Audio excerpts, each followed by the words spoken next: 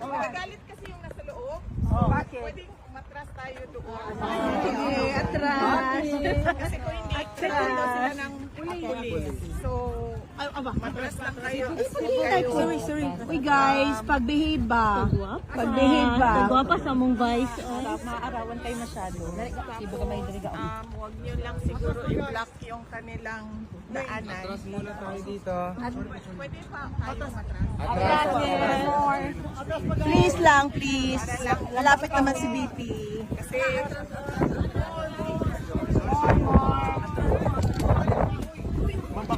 Mabali ang gawin. Mga po.